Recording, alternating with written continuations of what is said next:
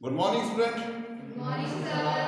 Today my topic is a projectile, and in a projectile, affecting projectile trajectory, factor affecting projectile trajectory. Topic is a projectile.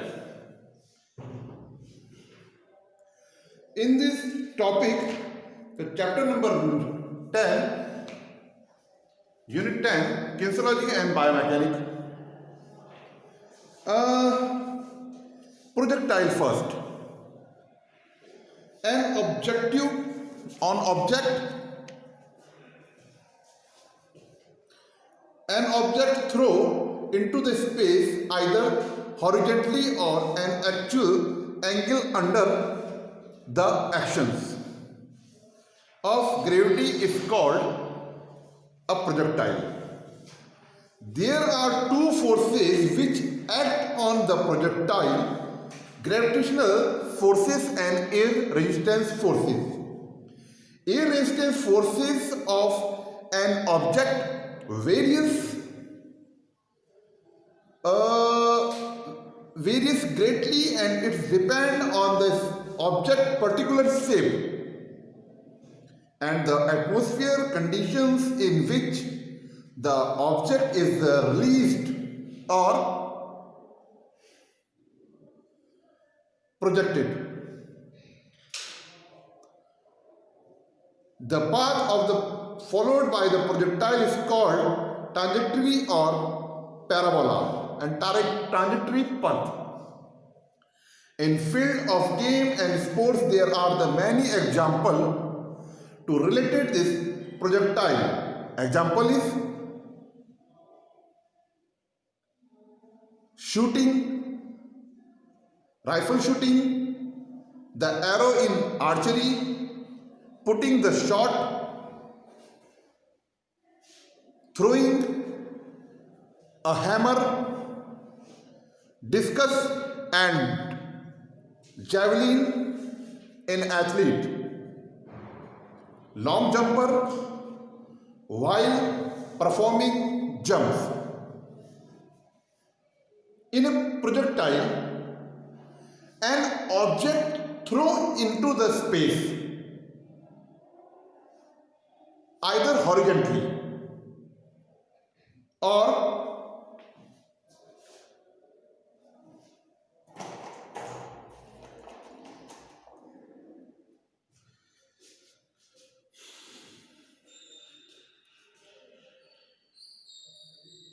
at an actual angle under the object of the throwing gravity under the action of gravity is called projectiles.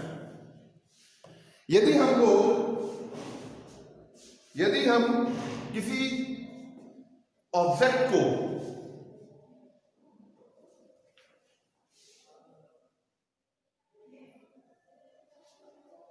Suppose हम किसी object को जो है horizontally space की तरफ जो है throw करते हैं, ऑब्जेक्ट कुछ भी हो सकता है, plane, ball, space aircraft, shuttle, football, gun से निकली हुई जो है बुलेट्स, एथलीट द्वारा फेंका गया जैवलिन, एथलीट द्वारा फेंका गया शॉट पुट, एथलीट द्वारा फेंका गया डिस्कस थ्रो। तो जो ऑब्जेक्ट है वो स्पेस की तरफ हॉरिजॉन्टली हम जो थ्रो करते हैं, तो जो मोशन होता है this is a projectile. Okay, कोई प्रोजेक्टाइल हमने थ्रो किया। और एक चीज और है, हमने actual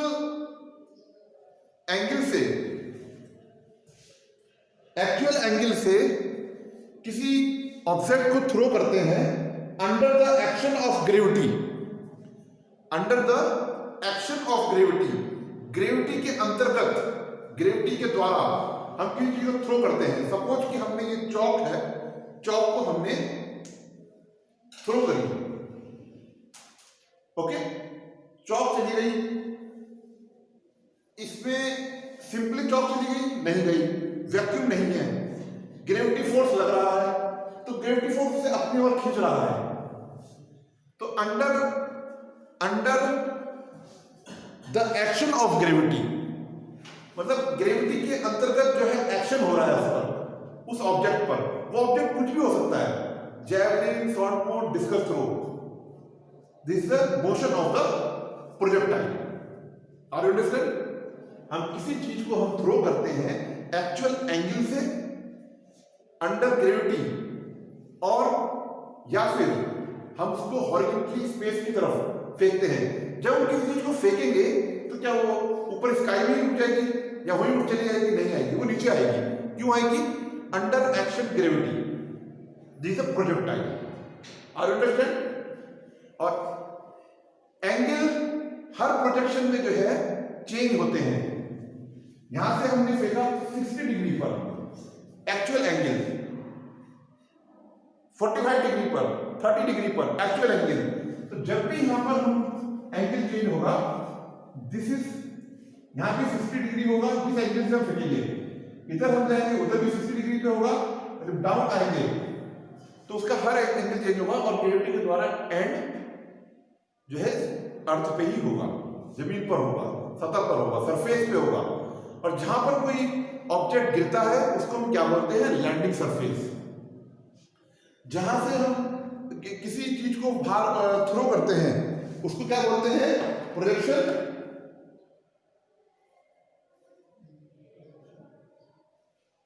projection surface, landing surface and projection surface.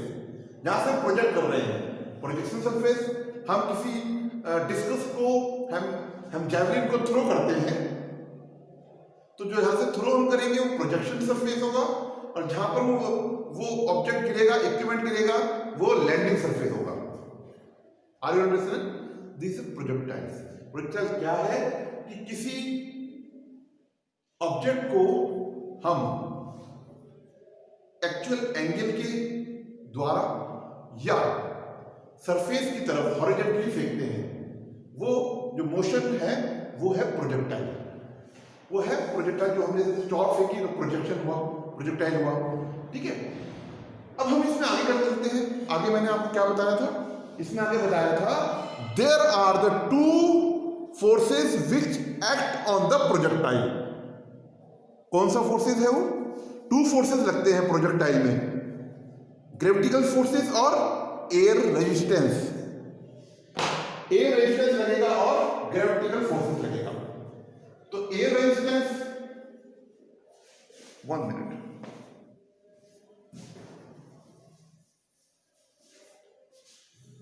किसी भी प्रोजेक्टाइल में दो फोर्सेस लगते हैं, ये याद रखना है, एग्जाम में 100% आएगा। वहां पे फोर्सेस दे देंगे और कह देंगे इनमें से कोई एक बताइए जो फोर्स लग रहा है प्रोजेक्टाइल में। कई सारे फोर्सेस देंगे, उसमें से एक दे देंगे, तो उसमें से एक होगा या तो हमारे पास होगा ग्रेविटिकल फोर्स, ग्रेविटेशनल फोर्स, या फिर रेजिस्टेंस फोर्स। तो मैं इसको जो है सरफेस, फ्लैट सरफेस है, यहां से हमने कोई चीज प्रोजेक्टाइल करी, ओके। एयर, ये है एयर रेजिस्टेंस जो ऑब्जेक्ट पे लगेगा। ये ऑब्जेक्ट है, ये उड़ता हो जाएगा अपनी किसी एक्चुअल एंगल पे, ठीक है। इस पे कौन सा लगेगा? एयर रेजिस्टेंस लगेगा। और कौन सा लगेगा? ग्रेविटिकल फोर्स लगेगा, gravitational force. Are you understand? दो फोर्स लगते हैं। अगर यही चीज हम मून में करते हैं, स्पेस में करते हैं, तो क्या होगा? हमने थ्रो करा, वहां पे तो सब कुछ चेंज हो जाएगा। ग्रेविटिकल फोर्स नहीं लगेगा, एयर रेजिस्टेंस नहीं लगेगा, क्योंकि एयर वहां पे है नहीं, वहां पे वैक्यूम है। ग्रेविटिकल फोर्स 0 है, तो वो चीज हवा में उड़ती रहेगी। तभी आपने देखा होगा सैटेलाइट जो है उड़ते रहते हैं। ये तो फिजिक्स कंसेप्ट, फिजिक्स का है ये चैप्टर। लेकिन फिजिकल एजुकेशन में क्यों है?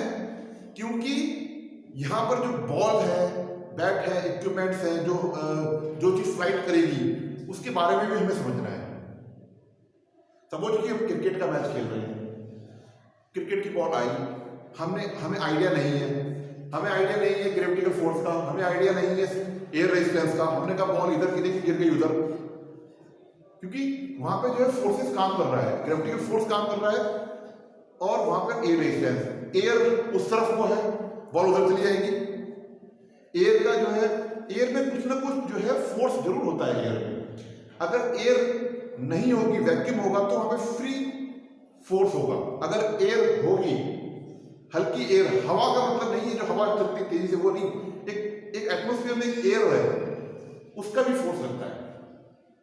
ठीक है, कंसेप्ट क्लियर? आगे चलते हैं। ओके, थोड़ा जल्दी निपटाते हैं इस काम को। बेल सबसे जल्दी लग जाती है, हमें थोड़ा 1-1 घंटा चाहिए। तो चलो नेक्स्ट, कौन कौन से गेम है? जैवलिन है, उसको हम प्रोजेक्टाइल कर सकते हैं, डिस्कस है, हैमर है। ठीक है, अंडरस्टैंड? बॉल है, क्रिकेट की बॉल हम शॉट मारते हैं, क्रिकेट बॉल उड़ती जाती है, वो प्रोजेक्टाइल होती है। ओके, अब हम आगे चलते हैं। प्रोजेक्टाइल में जो ऑब्जेक्ट है, फैक्टर अफेक्टिंग प्रोजेक्टाइल ट्रांजेक्टरी, जो चीज हम प्रोजेक्टाइल कर रहे हैं उस पे कौन कौन से ऐसे फैक्टर हैं जो उसकी ट्रांजेक्टरी को इफेक्ट करते हैं, उसको इफेक्ट करते हैं, उड़ती हुई चीज को जो है इफेक्ट करते हैं। वो कौन कौन सी चीजें हैं? पता है कौन कौन सी चीजें हैं? नहीं पता, हम पढ़ते हैं। नंबर 1 है angle of projection. Understand? Number 1 factor affecting projectile, angle of projection. मैंने इसको बनाया है एंगल्स को, इसके बारे में मैं आपको बताता हूं क्या है angle. There are the following factors the affect projectile trajectory और on a object, an athlete, hammer and shot put, javelin, a ball. Number 1 है angle of projection. Very important question related to exam. Projection height relevant to the landing, initial velocity, gravity, air resistance, spin. Spin क्या चीज है? Spin माने होता है घूमना, घूमती हुई कोई चीज जाती है तो उस पर भी, वो भी जो है ट्रांजेक्टरी को इफेक्ट करेगी। अब घूमती हुई चीज कौन सी है? जैसे क्रिकेट की बॉल, हमने सर्विस करी, वो बॉल वो रोटेट तो होती है ना, स्पिन तो होती है ना, तो स्पिन होगी तो उसमें उसकी जो क्या नाम फ्लाइट है, उसकी जो प्रोजेक्टाइल है उसमें इफेक्ट पड़ेगा। जो चीज घूमती, जो सीधी जाएगी वो तो सीधे अपने टारगेट पे जाएगी, जो घूमती जाएगी तो वो धीरे भी पहुंचती है, कभी तेजी से पहुंचती है, और कितनी स्लो है, तो उस पर इफेक्ट पड़ता है प्रोजेक्टाइल पे, किसका? घूमने वाली चीज का। तो प्रोजेक्टाइल चीजें कौन कौन सी हैं मैंने आपको बता दी हैं। अब angle of projection, angle of projection क्या है?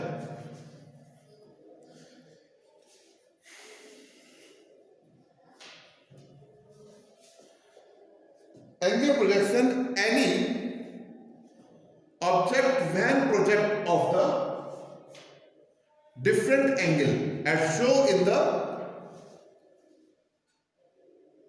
figures cover different distance when it is projected of the release at the angle of 30 degree।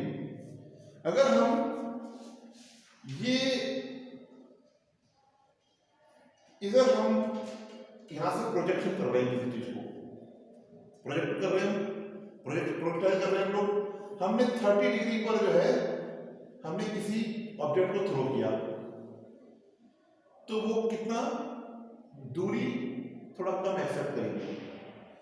उसी जगह पे हमने 60 डिग्री पे थ्रो किया, उसकी दूरी जो है, डिस्टेंस जो है ए सी, ए बी के अकॉर्डिंग ए सी ज्यादा होगी 60 डिग्री पे। अगर हम 75 करते हैं तो उसकी भी जो है ए सी से थोड़ा सा कम होगी। लेकिन अगर हम फ्लैट सरफेस पे 45 डिग्री पर हम किसी एंगल को, किसी ऑब्जेक्ट पे 45 डिग्री के एंगल पे हम टारगेट करते हैं, टारगेट भी करते हैं या फिर प्रोजेक्टाइल करते हैं, तो वो जो है ए बी और ए सी से ज्यादा दूरी पर गिरेगी। ये चीज समझनी है। फ्लैट सरफेस पे जो बेस्ट एंगल है, एक्चुअल एंगल, मैंने कहा ना एक्चुअल एंगल पे जो चीज जो है प्रोजेक्टाइल होगी वो जो है प्रोजेक्शन है, प्रोजेक्टाइल है। तो एक्चुअल एंगल जो है फ्लैट सरफेस है 45 है। 45 डिग्री पे अगर आप किसी चीज को थ्रो करते हैं तो वो अधिक डिस्टेंस जो है लेगी, प्राप्त करेगी। ठीक है, तो मैं बुक्स में बताता हूं आपको। Any object when projected a different angle as a show in the figures cover different distance when it is a projection of the release at the angle of the 30 degree making a parabolic path। अब parabola पथ क्या है देखिए, हमने किसी object को जो throw किया, जो प्रोजेक्टाइल हुआ, और जो ये पथ बना है, जो रास्ता बना है, वो क्या है? पैराबोला पथ है। ओके, चाहे वो 45 डिग्री का हो, चाहे 60 डिग्री का हो, चाहे 30 डिग्री का हो, जो चीज वो मोशन में जो चीज जाएगी, वो जो चीज वहां पे जो पथ तैयार होगा, जहां से वो निकलेगी, वो पैराबोला पथ बनाएगी। कोई प्लेन जब एयरपोर्ट से उड़ता है तो जिस मोशन पे वो जाता है वो तो है प्रोजेक्टाइल, और जिस रास्ते से होकर वो जाएगा, जो शेप बनाता हो जाएगा, वो पैराबोला पथ है। उसे पैराबोला क्वेश्चन आता है, अभी बताऊंगा आपको, तभी मैं फटाफट जल्दी पढ़ा रहा हूं, क्वेश्चन आएंगे बहुत इंपॉर्टेंट इसके।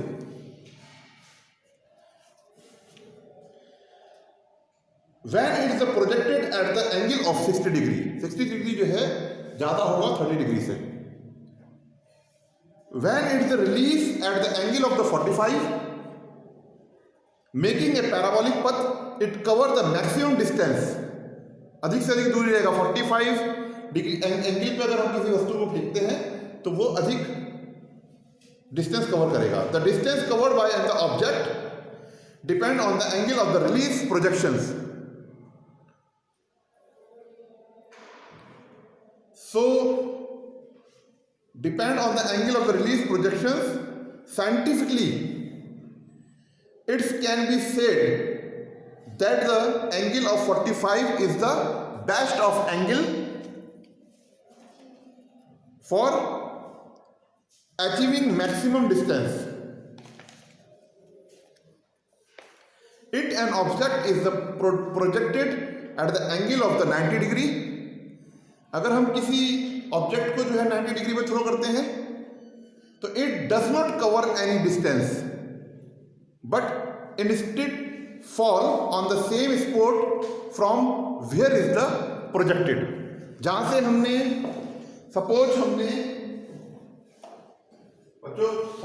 जो है 90 डिग्री है, 90 डिग्री पे किसी प्रोजेक्टेड एरिया से जो है हमने किसी चीज को प्रोजेक्ट किया तो वो कोई डिस्टेंस कवर नहीं करेगी, वो वहीं की वहीं नीचे गिर जाएगी।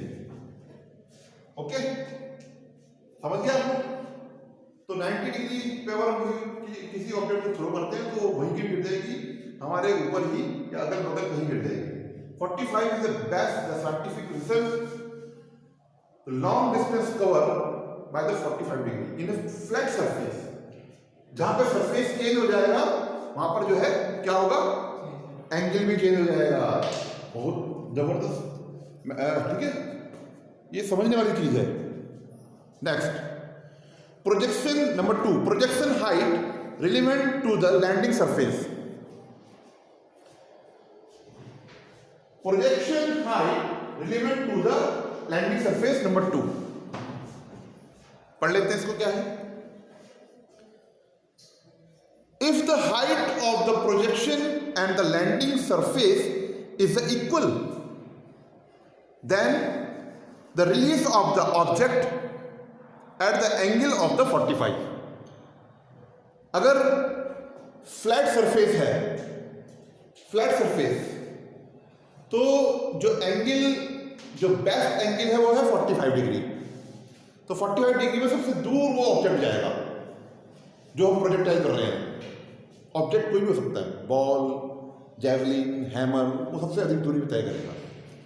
ठीक, it is the level of the landing surface is the more. Landing surface, मैंने बताया आपको लैंडिंग सरफेस क्या है। लैंडिंग सरफेस वो है जहां पर वस्तु गिरेगी, फाइनल वेलोसिटी यहां पे होगी। इनिशियल वेलोसिटी कौन सी होती है? जहां से स्टार्ट होता है, जहां पे खत्म होता है वो फाइनल वेलोसिटी है। It is the level of the landing surface is the more, landing surface is the more, landing surface ऊंचा है, ऊंचाई हो जाती है कई बार। कौन सा गेम होता है जिसमें ऊंचा नीचा होता है?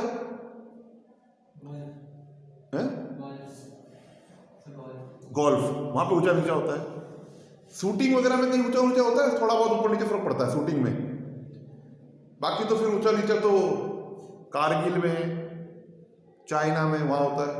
भाई यहाँ से मिसाइल को एडजस्ट करते हो, तोप वगैरह जो होती है, मिसाइल्स या राइफल्स, ऊंचाई पर दुश्मन बैठा है तो उसको टारगेट करना है।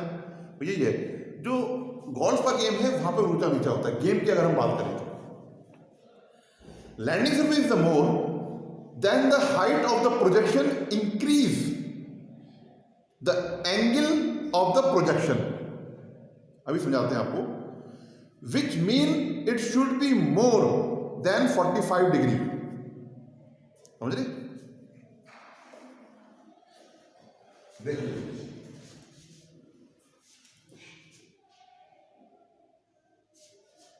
लैंडिंग सरफेस क्या था उसमें?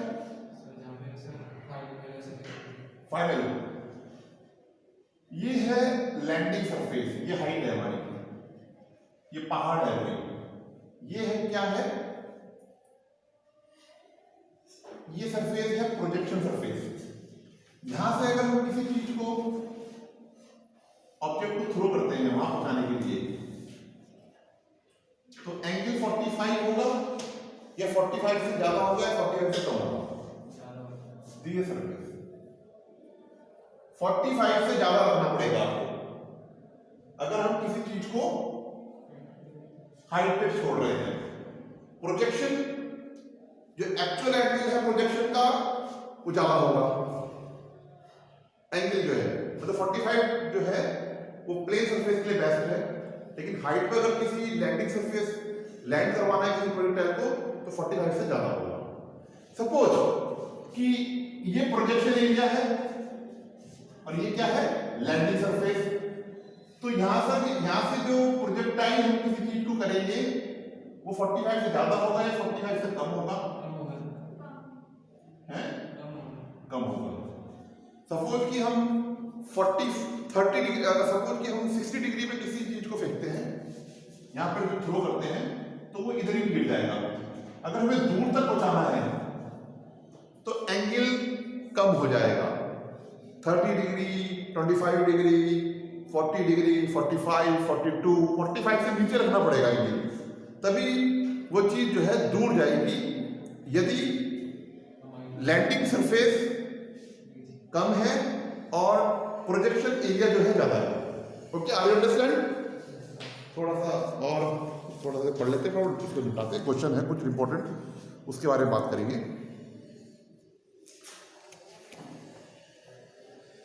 If the level of the landing surface is the less than the height of the projection, decrease the angle of the projection, which mean less the 45. Are you understand? समझ गए? ठीक। So this is the horizontal distance of an object depend on the relevancy of projection, height and landing.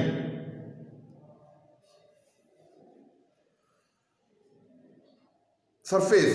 For example, a golfer hitting a ball upon the top of the hill would hit off further than a golfer at the bottom of the hill.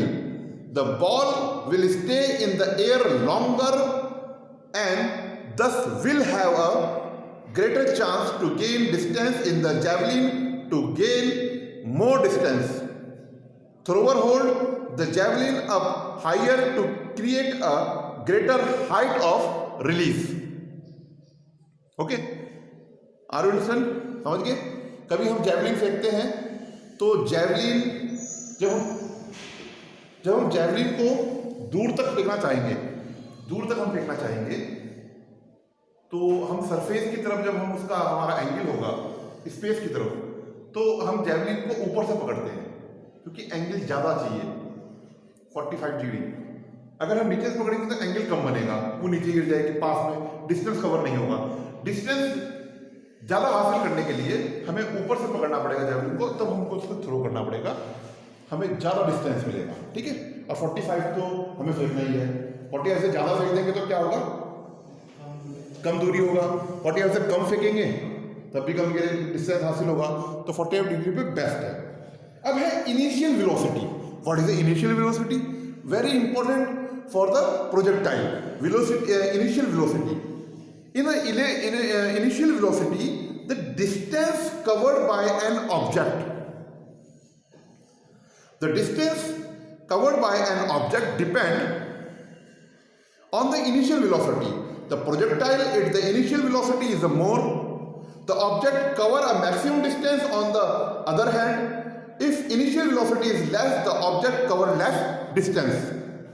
समझे कुछ? समझ में आया ना? नहीं समझ में आया? इनिशियल वेलोसिटी क्या होती है? स्टार्टिंग जब हम किसी चीज को थ्रो करते हैं, हमने किसी चीज को थ्रो किया, हमने थ्रो करना चाहा, तो यहां पर जो स्टार्टिंग जो उसकी गति होती है, वेलोसिटी होती है, वेलोसिटी माने स्पीड, गति, वेलोसिटी जो है वो डिपेंड करती है उस थ्रोइंग पे। हम जितनी धीरे से वो चीज को फेंकेंगे वो उतनी डिस्टेंस कम कवर करेगी, जितनी तेज हम किसी चीज को फेंकेंगे वो उतनी ज्यादा स्पीड को उतनी ज्यादा डिस्टेंस को हासिल करेंगे। सपोज कि हमने हाबिल को मतलब बोलाया कि एक बॉल को थ्रो करना है, हाबिल ने बॉल को थ्रो किया, हाबिल ने जो बॉल थ्रो करी उसने पूरी कोशिश करी कि मैं डिस्टेंस ज्यादा से ज्यादा कवर करूं, तो वो क्या करेगा ज्यादा से ज्यादा कवर करने के लिए? 45 डिग्री का एंगल तो बनाएगा ही बनाएगा, फ्लैट सरफेस को भी देखेगा कि फ्लैट सरफेस है कि नहीं है, ऊंचा नीचा तो नहीं है।